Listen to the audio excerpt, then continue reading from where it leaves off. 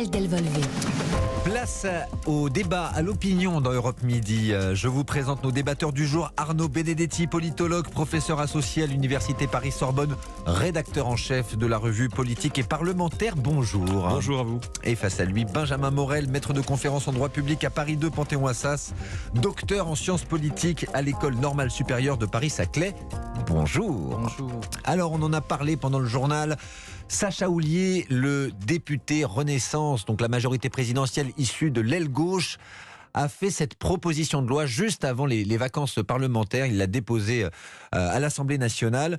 Réintroduire, ou plutôt ouvrir le droit de vote aux étrangers aux élections locales. Ça sème la zizanie, notamment du côté de Gérald Darmanin, où on s'oppose fermement à cette proposition de loi. Benjamin Morel, c'est un coup à gauche, là, un coup de barre à gauche au sein de la Macronie. Oui, c'est un coup politique de la gauche de l'hémicycle, qui en réalité, enfin de la gauche plutôt de la majorité, qui a été relativement inaudible ces derniers mois et qui, eh bien, avec l'offensive de Gérald Darmanin qui plus est, se trouve dans une situation aujourd'hui d'être dans la défensive. Et donc, en étant sur la défensive, en faisant cette proposition, Sacha Houlié eh bien, montre que cette aile gauche doit tenir. Il faut bien comprendre que la majorité de Renaissance est malgré tout plutôt issue du centre-gauche politique, même si cette partie de la majorité a beaucoup perdu de plume lors des dernières législatives, parmi les députés, elle a encore une vraie empreinte. Et donc, ne pas donner de gage à cette partie de Renaissance, c'est potentiellement pour l'exécutif aujourd'hui prendre des risques. Sacha Houlié n'est pas idiot, il sait très bien que ça n'aboutira jamais, d'abord parce que le gouvernement s'y opposera et que ça créerait de trop grands clivages, et que par ailleurs, il faudrait une révision constitutionnelle, ce qui, à l'heure actuelle, apparaît non seulement extrêmement envisageable parce que le Sénat s'y opposerait, mais également pas du tout opportun pour l'exécutif. Donc le coup est politique. La gauche se rappelle au bon souvenir d'Elisabeth Borne et du président de la République. Pour réformer la Constitution sur proposition de loi, il faut la majorité des 3/5 des deux assemblées et un référendum. Alors il vous faudrait en effet le vote conforme et du Sénat et de l'Assemblée nationale. Ça veut dire qu'il y a un vrai droit de veto du Sénat et que sans l'aval du Sénat, qui a majorité de droite, une telle proposition de loi ne passerait pas. Et ensuite, en effet, il faudra un référendum. Donc évidemment, il y a très loin de la coupe aux lèvres, ça n'aboutira pas. Arnaud Benedetti, la majorité, enfin le gouvernement, Emmanuel Macron lui-même ne donne pas suffisamment de gages à gauche. C'est pour ça que Sacha Houlié se réveille. Alors si vous voulez, c'est vrai que s'il y a un sujet où la cohésion de la majorité peut poser problème, c'est bien sur ce type de questions que constituent les questions régaliennes notamment, et notamment sur cette question du droit de vote aux étrangers.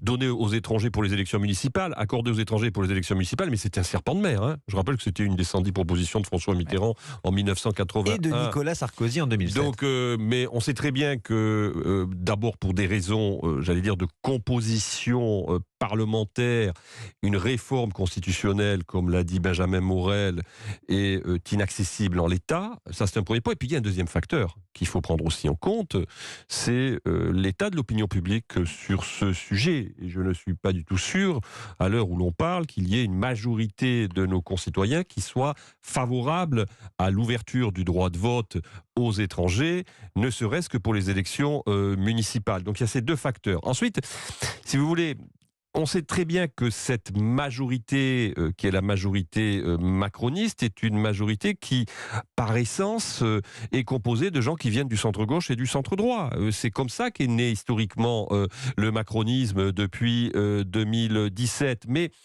ça crée d'autant plus de problèmes aujourd'hui, si vous voulez, que le schéma parlementaire n'est plus celui de 2017.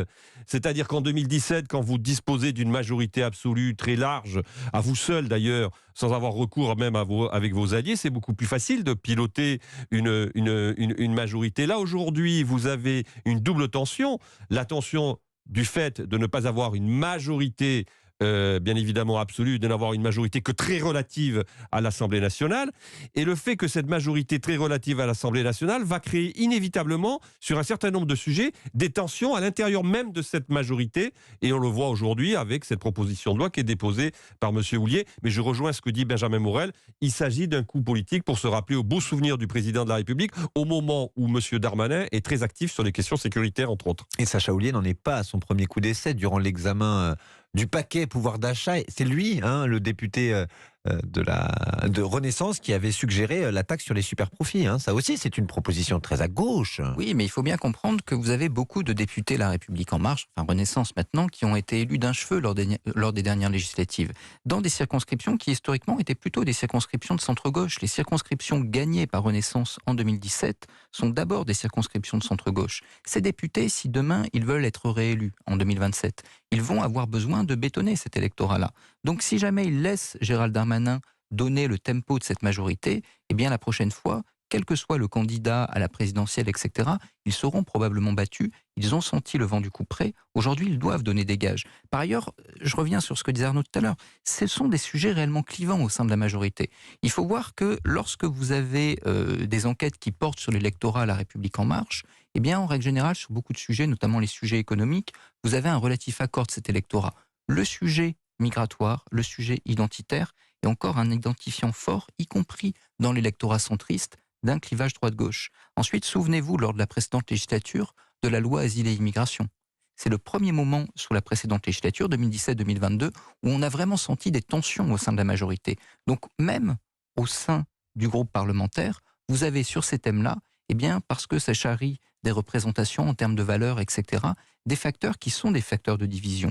Si vous avez un Gérald Darmanin qui mène un grand débat sur l'immigration, qui propose une nouvelle loi, etc., là, on a des éléments qui peuvent en effet conduire la majorité à trembler, d'autant que si jamais une telle loi passe, elle sera probablement un petit peu marquée par les Républicains, voire par le Rassemblement national, parce que absence de majorité absolue implique d'aller chercher d'autres députés, et sur ces sujets-là, ils ne se trouveront qu'à droite, et les dindons de la farce, eh bien ce sera la gauche de Renaissance qui, évidemment, n'en a pas envie. On continue notre conversation après une petite pause. Nous sommes avec Arnaud Benedetti, politologue, et Benjamin Morel, maître de conférence en droit public à Paris 2, Panthéon-Assas. À tout de suite sur Europe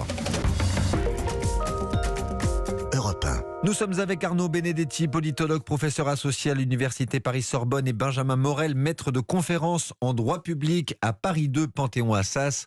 Avant la pause, nous parlions de l'aile gauche Renaissance, la gauche de la Macronie qui se réveille, qui se fait remarquer ces dernières heures.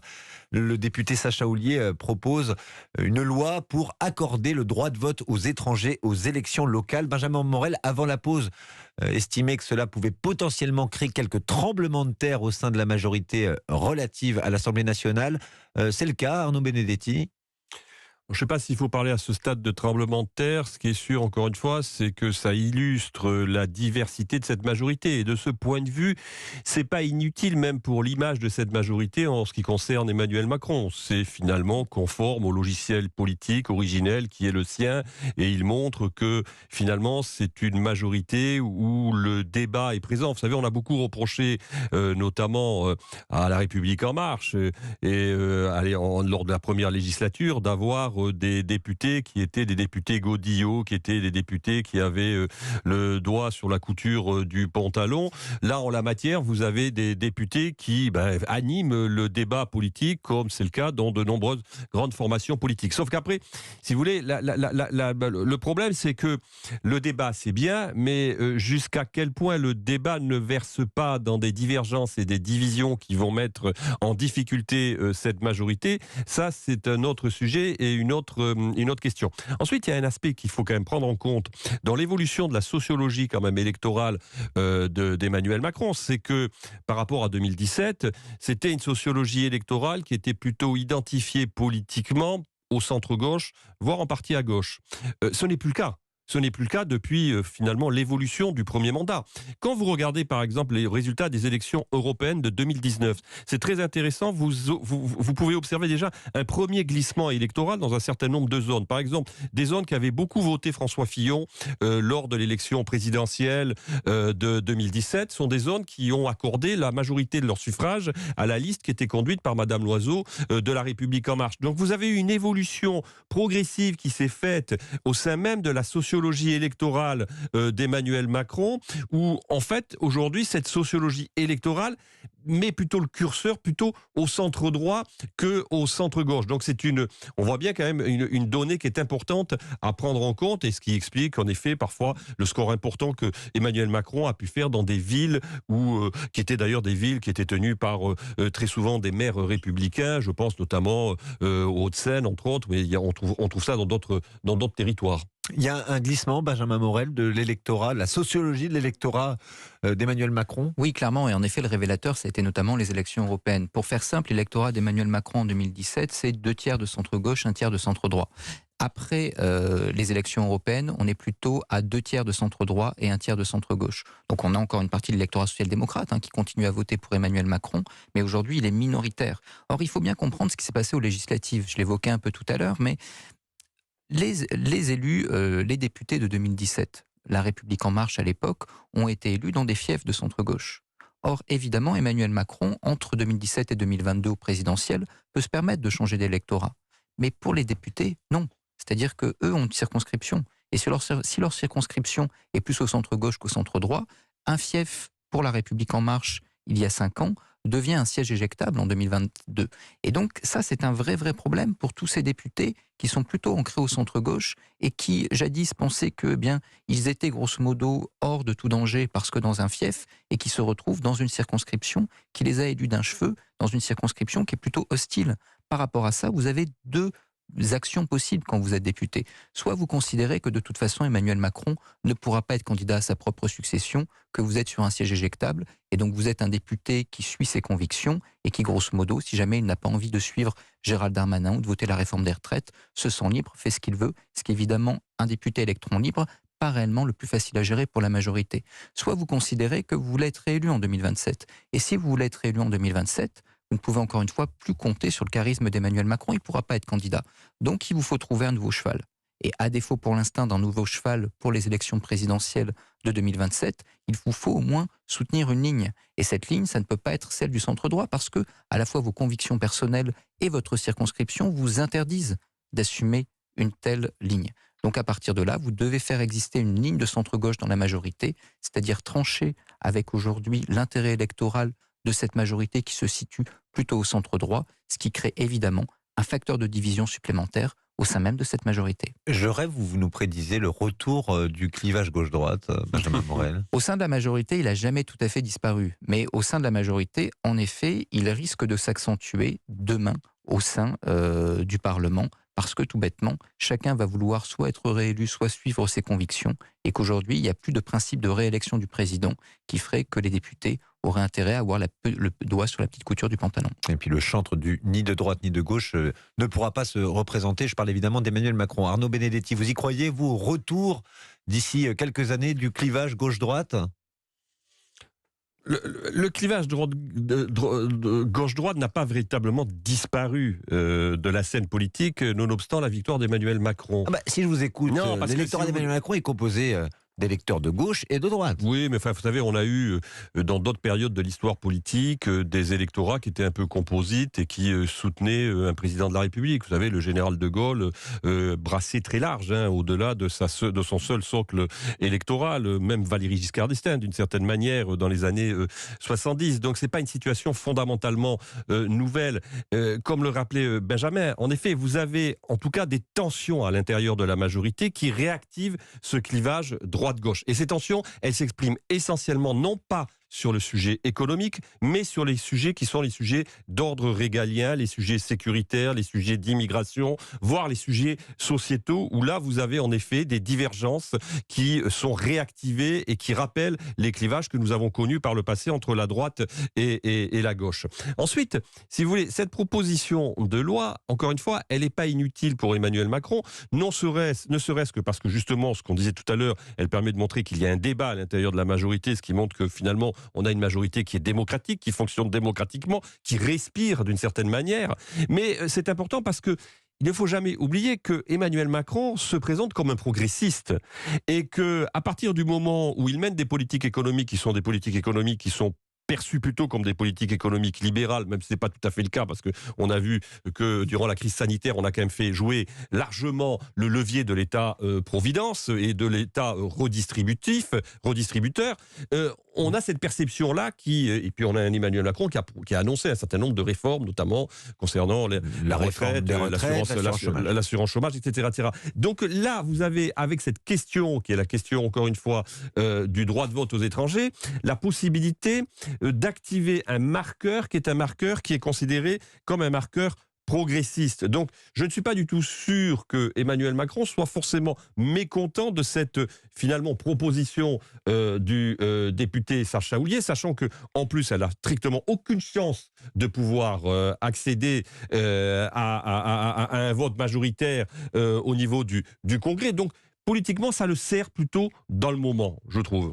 Elle peut faire son petit bout de chemin, cette proposition de loi. On avait chez nous ce matin sur Europe 1, dans la matinale, au micro de Lionel Gaugelot, Manon Aubry, la députée de la France Insoumise, qui s'est déclarée tout à fait favorable, qui a dit qu'elle voterait cette proposition de loi si elle était débattue réellement à l'Assemblée. Alors, il faut qu'elle soit inscrite à l'ordre du jour, ce qui n'est pas tout à fait évident, et ensuite, il faut qu'elle trouve une majorité au sein de la Chambre. Or, pour trouver une majorité, il faudrait que vous ayez un vote solidaire de Renaissance, de Horizon, peu probable, également du MoDem sur ce sujet-là. Sans pour autant qu'elle soit majoritaire, si elle recevait 150 voix pour, par exemple, ça marque?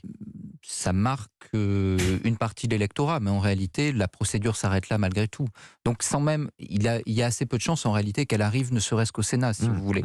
Donc, pour ces raisons-là, ça n'arrivera pas probablement très très loin. Après, en effet, je rejoins Arnaud sur un point, c'est-à-dire que ça peut potentiellement servir Emmanuel Macron dans le sens où ça permet d'équilibrer l'image aujourd'hui du président de la République, de la présente majorité, mais également les rapports de force. Parce qu'aujourd'hui, on voit que au sein de cette majorité, vous avez un primat des ministres de droite et des députés de droite. C'est-à-dire que aujourd'hui, la tendance plutôt Darmanin, plutôt Le Maire, est en train de prendre le pas au sein de cette majorité. Or, il y a un double risque pour Emmanuel Macron. Un double risque parmi lesquels il doit jongler. Le premier risque, c'est de voir sa majorité se diviser. Ce type de proposition, en effet, peut être facteur de division, à condition qu'elles aillent beaucoup plus loin, ce qui, à ce stade-là, est assez peu probable avec cette proposition de loi. Et le deuxième risque, c'est de voir sa majorité confisquée. C'est de se faire, grosso modo, sarkozifier, comme jadis Jacques Chirac. Sarkozifier. Oui, le mot est pas très heureux, je viens d'inventer. Mais la stratégie de Gérald Darmanin est, grosso modo, de poser sa marque aujourd'hui sur la majorité, et également sur le programme du gouvernement, comme Nicolas Sarkozy l'avait fait par rapport à Jacques Chirac, grosso modo, dès 2003, d'imposer son agenda et de l'imposer à Emmanuel Macron.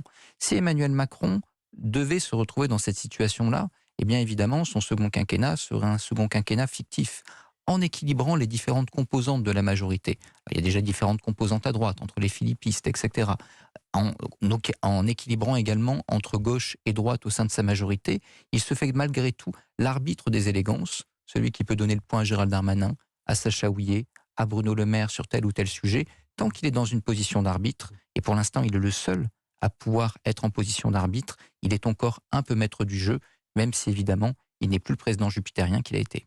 On parlera de l'offensive qu'est en train de mener Gérald Darmanin ces derniers jours. Arnaud Benedetti voulait ajouter quelque chose. Si vous voulez, il est confronté à la malédiction du second mandat. C'est-à-dire que l'on a connu notamment avec François Mitterrand en 1988, qu'on a connu ensuite avec Jacques Chirac à partir de 2002. Et je rejoins en partie ce que dit Benjamin Morel, mais en partie seulement. Parce qu'il y a une différence fondamentale et qui, à mon avis, rend son exercice beaucoup plus compliqué, c'est qu'il ne dispose pas de majorité absolue. Le problème, il est là. Le problème, c'est que l'étiage majoritaire qui est le sien à l'Assemblée nationale est si faible qu'il ne lui permet pas de disposer de marge de manœuvre pour jouer, j'allais dire, aussi franchement, ce rôle d'arbitre des élégances que vient de décrire Benjamin Morel. Donc il a quand même cette difficulté-là qui, d'une certaine manière, limite l'amplitude de son action politique. Et moi, en tout cas, c'est la thèse que j'émets depuis un certain temps, c'est que je considère que, si vous voulez, la difficulté pour cette législature, ça va être de s'inscrire dans la durée. Parce que, si vous voulez, on a vu que, finalement, cette majorité a réussi à godiller en ce début de législature, parce que, tout simplement, on a vu des groupes d'opposition qui ont voulu, pour un certain nombre d'entre eux, montrer qu'ils étaient responsables et ne pas bloquer la procédure parlementaire. Mais vous savez, le Parlement, ce n'est pas un sanctuaire qui est insensible à ce qui se passe dans la société. C'est qu'à un moment donné, si la situation sociale se tend, si la situation économique devient de plus en plus contraignante, on peut imaginer que les groupes d'opposition qui, jusqu'à présent, ont fait preuve d'une certaine forme d'indulgence, notamment sur le vote concernant la loi de finances rectificative du budget ou la loi sur le pouvoir d'achat, adoptent une autre attitude dans cette législature et deviennent beaucoup plus intransigeants dans leurs oppositions au regard de ce qui se passera éventuellement, par exemple, dans la rue. On continue notre conversation, on va se concentrer sur les actes, les paroles de Gérald Darmanin ces dernières semaines, le ministre de l'Intérieur.